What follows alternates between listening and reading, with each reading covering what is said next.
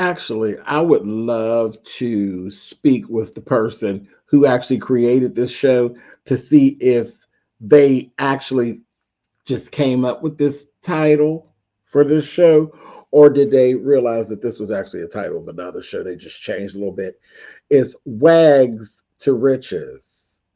But if you've been around as long as I have, you know that there was a show rather called Rags to Riches that actually starred Tisha Campbell years and years ago about orphan girls who were all real talented, and it was a musical show, but it was called Rags to Riches.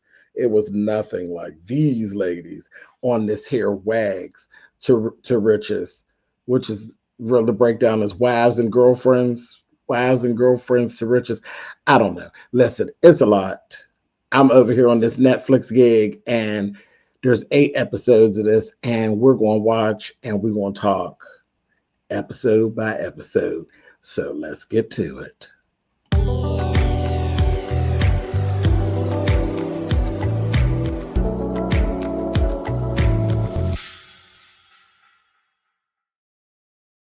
Hey guys, thanks so much for clicking on the video. My name is SpillitBoyTV, for those of you who don't know. But like I said, Netflix. This is a Netflix series. There was another part of this series. This is not completely new. I think it's just new to Netflix.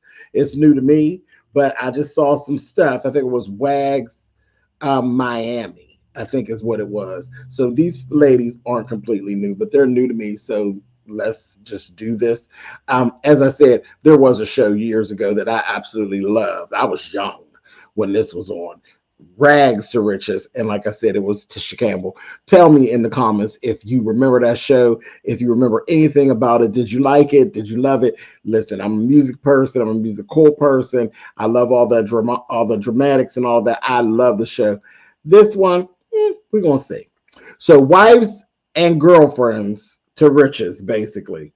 This is really nothing but a spin on Basketball Wives. That's all this is. This is just another, like a knockoff Basketball Wives is what I actually get from it.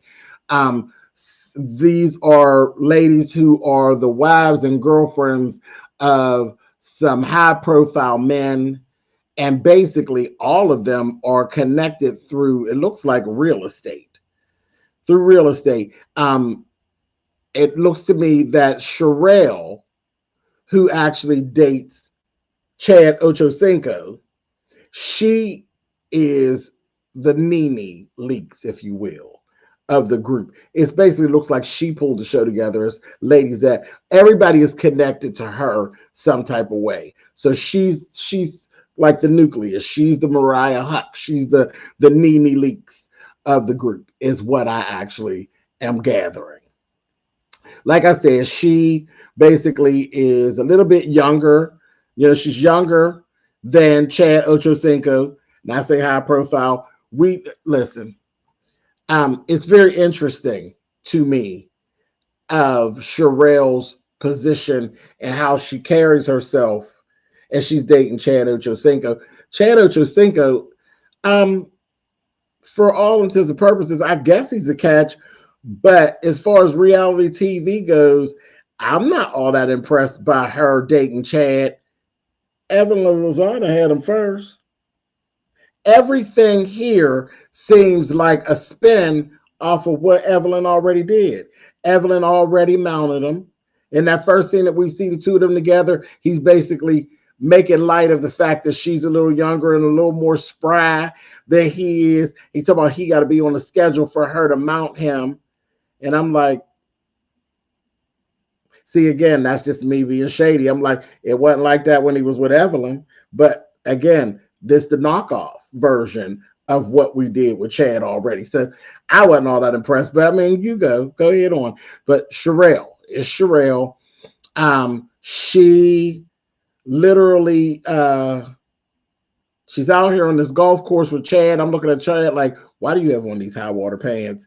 I didn't even realize Chad was so tall. That's how much attention I've paid him over the years. I didn't realize that he was that tall, but he definitely, I guess that was supposed to be the style. I thought it looked horrible. because it just looked like he was tall with short pants on, and I know he can afford to buy pants the right length, but that just didn't look so hot on him. He really did come over as like a sugar daddy in this. I was just like, ugh, I don't, and I don't even view him like that usually. I'm like, dang, this made him look like he was, older than me. And I'm like, damn, Chad, I don't know about this. Anyway, but Charelle is a real estate broker. And it seems like most of the other ladies are real estate agents. And they seem to actually have some connection to Charelle. So like I said, she's the girl. Okay. So we got her.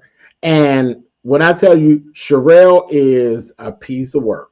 She's a piece of work. She's interesting, but we'll talk about it because, again, this is like her circle of friends and non-friends. Okay, so we'll talk about her.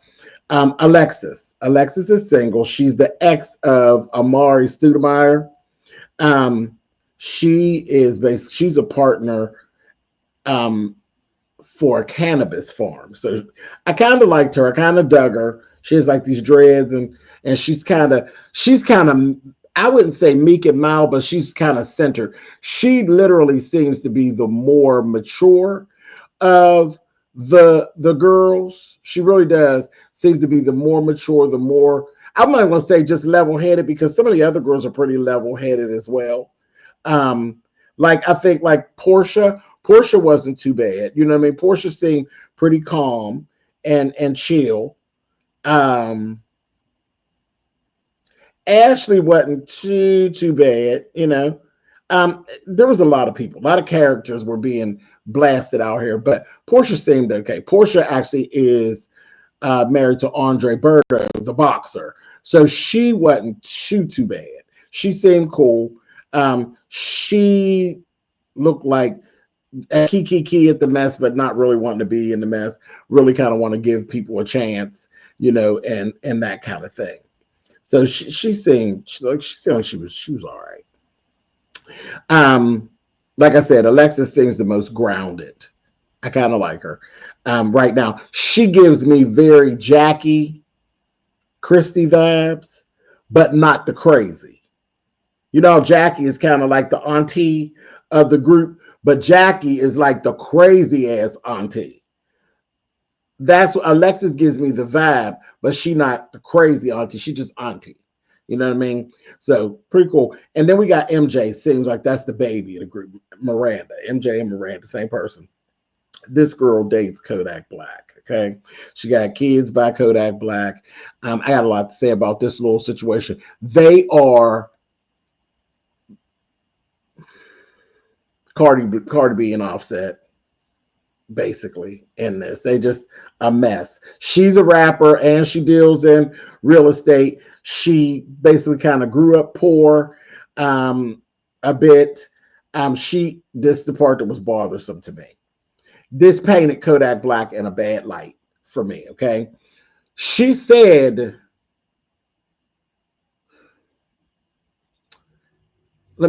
I'll get to that in a second. Just hold that for a second. She's basically the underling of Charelle. Okay. It's kind of framed like she's like this, like Charelle's kind of taking her under her wing, like the big sister role. But at the same time, she's very preachy and very motherly, but more of a thing of like, it's like a control thing. It's like she's, come on. Pat on the head.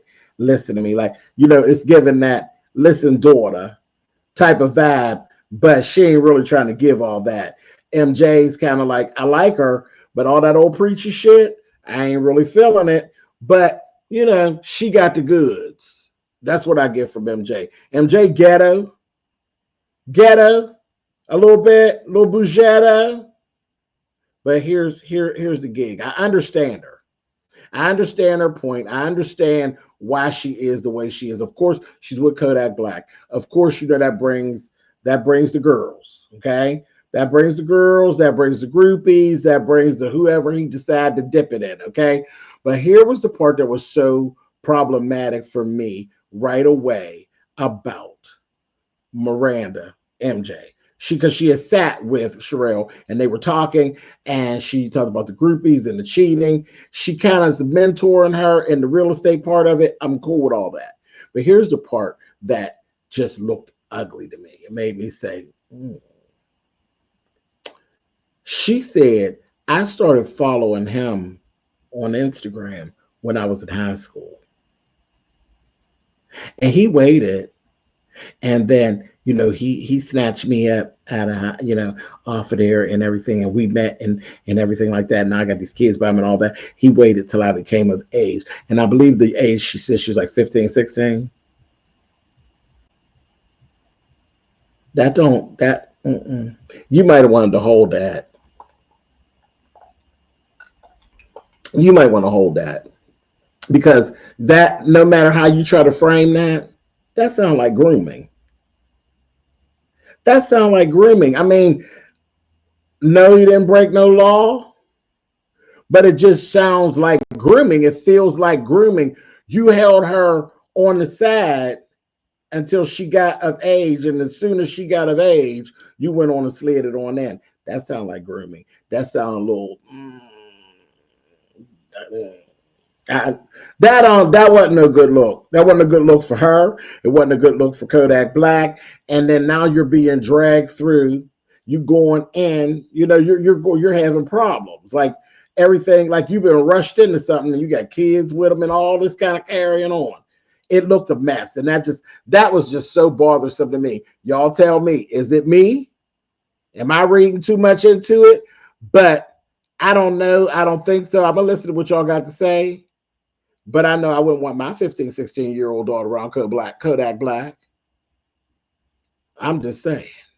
Moving right along. Because he didn't stop there, because now she having problems because he's screwing who he want, and she having issues. They truly are Cardi B and Offset of the program. Okay. Moving right along. Now we got Stony. This is this one here.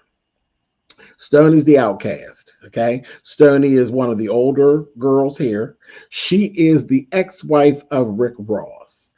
Now, she left Rick Ross about 20 years ago, okay? They got a 22-year-old daughter, but she's a boutique owner. She basically is kind of trying to get into the group.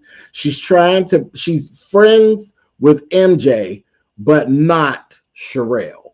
Now, I don't know, because this is just the first episode. I wonder if some of the pushback she's getting from Charelle has to do with her and MJ and their relationship, because they basically serve the same purpose, like that older big sister type of thing that could possibly be like an extra mother kind of thing.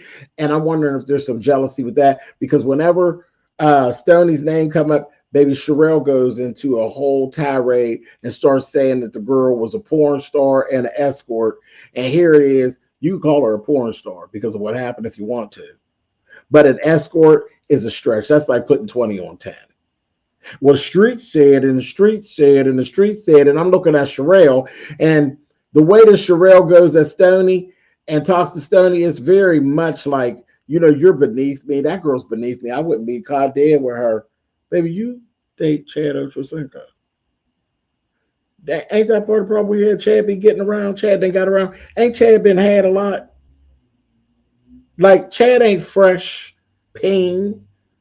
So I don't know how you get to where you feel like she's just as high profile as you are. Rick Ross, Chad Ochocinco. Child, come on. She just as high profile as you are. Actually more, because she sued 50 Cent. See, she got a whole background story. She sued 50 Cent. Oh, God. Let's do it real fast. Okay, Rick Ross, this is the crazy part. Stony, you're stupid. Rick Ross still owns the home that Stony lives in. So she basically lives under the thumb of Rick Ross. She's single, but it's always it's this little intricate dance trying to have a life. Okay, she has some money, but I don't know what she did with all of it. This, that, thing, the other. There was a whole sex tape scandal with her ex that she had.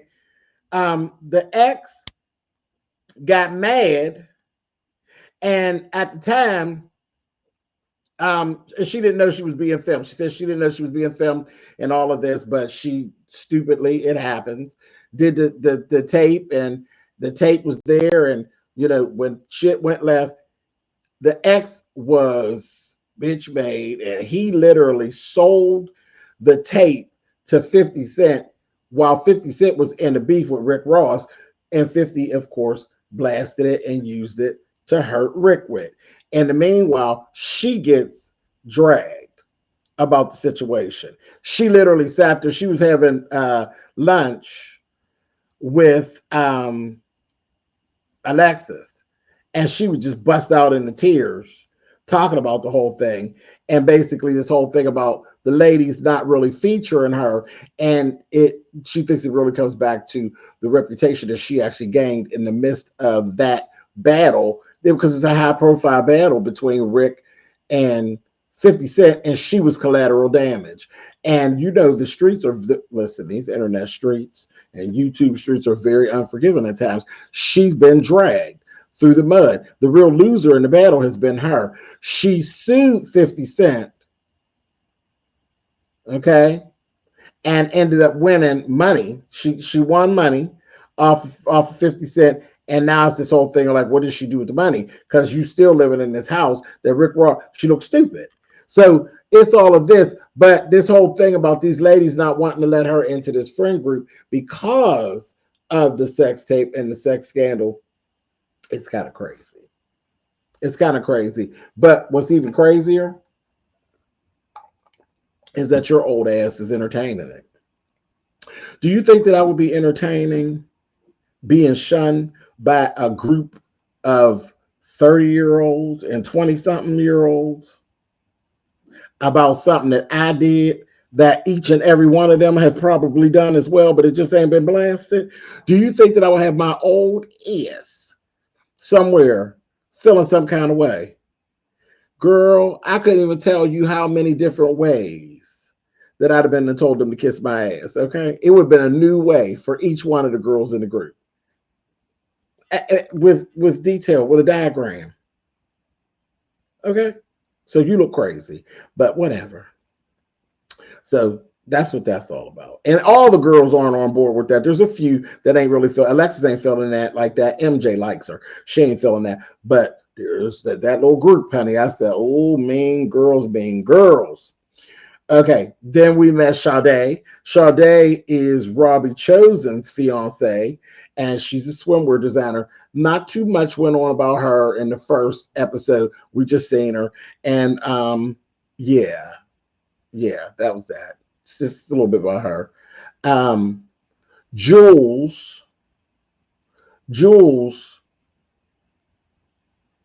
came in. Jules got drama. Okay, they grin and smile with Jules, but the truth of the matter is they're about that close to putting Jules on the shelf right over there with Stony, because she got a lot of drama too. Jules is like an event planner, and she was like that girl. She got fired publicly by Kanye West. Okay, so that's drama surrounding her name, and she's saying basically, that it all was a misunderstanding. Kanye kind of flew off the handle, but she said she got this email message. This was while they were at this little gathering over at Ashley's house, and they were saying something about Kanye was confused, and was it really Kanye that actually put her on blast live, or was it all this Milo person that Kanye had him working for her? She said that he was just, it's a whole big old mess.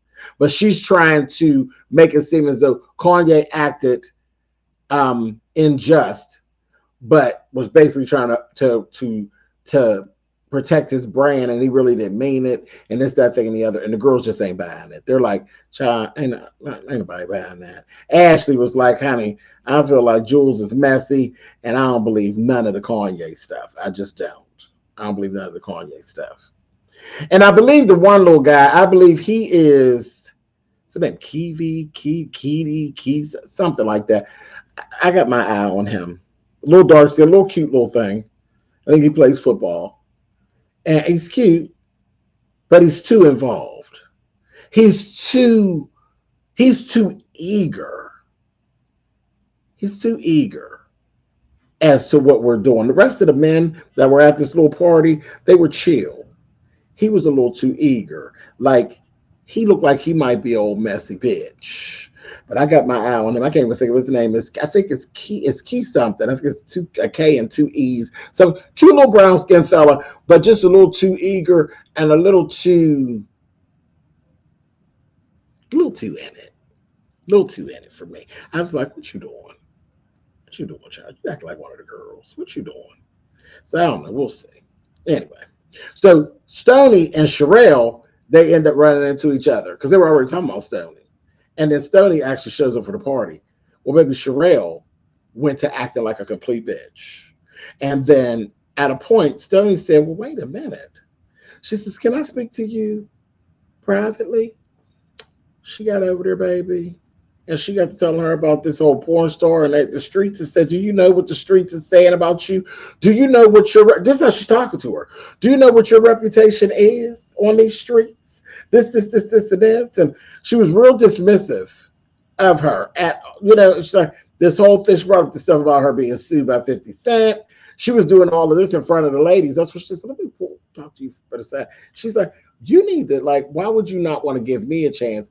I get it that the streets say different things about me, but like, you ain't even giving me a chance. I'm looking at Stony like, girl, when are you gonna give her when are you gonna offer her a little smooch of your tooch, honey?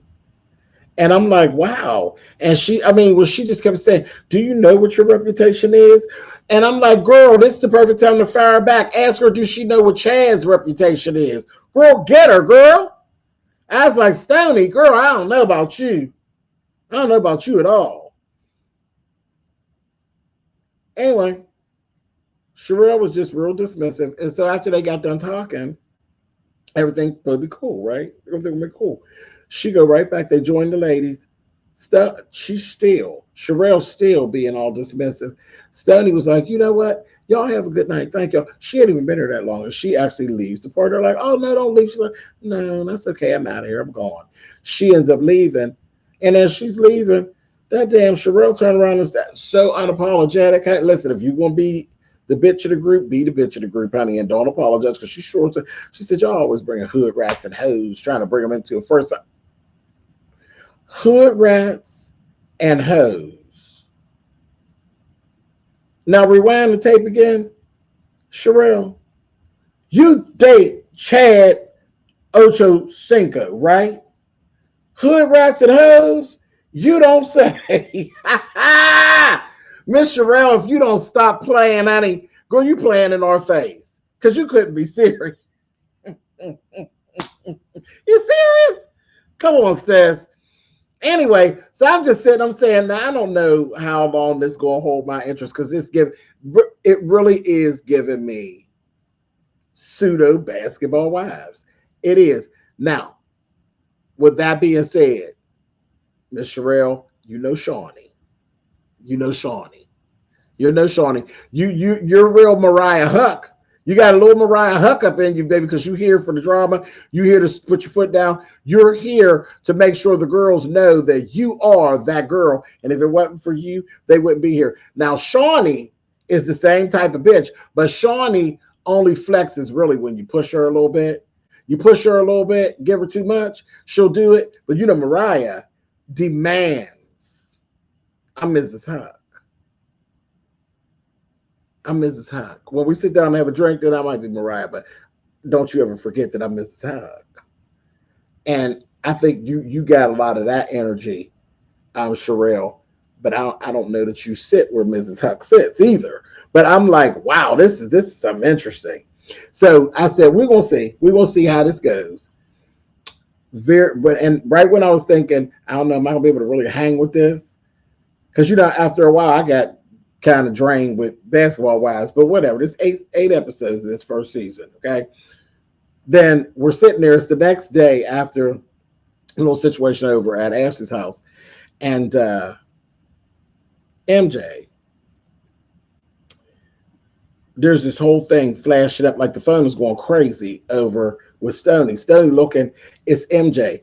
Baby MJ done got arrested for something about fighting a girl, some mess that had to do with Kodak Black. And here MJ done got arrested, baby, and the blogs and stuff already got our mug shot up. I said, Lord have mercy. So that was where we ended, and we were leading into episode 2. So I said, maybe we is gonna stick around because this look like this gonna be messy.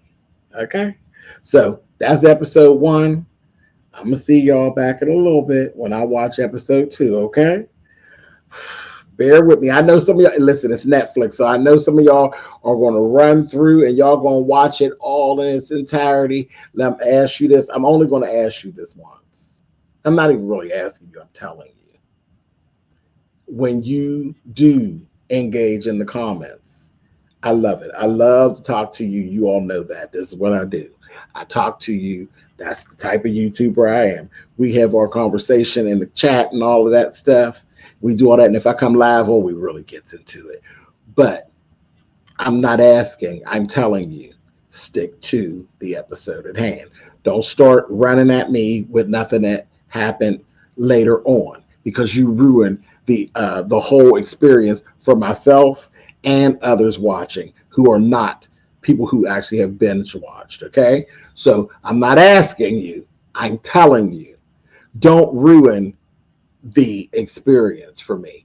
Feel free to chat. I love it. I love to chat with you. I love to connect with you all. That's what I'm here for. I ain't here just to be talking to myself. I love to connect with you, but do not ruin the experience. And that's I'm telling you, I'm not asking you. And I know it's kind of hard when you've seen a lot, but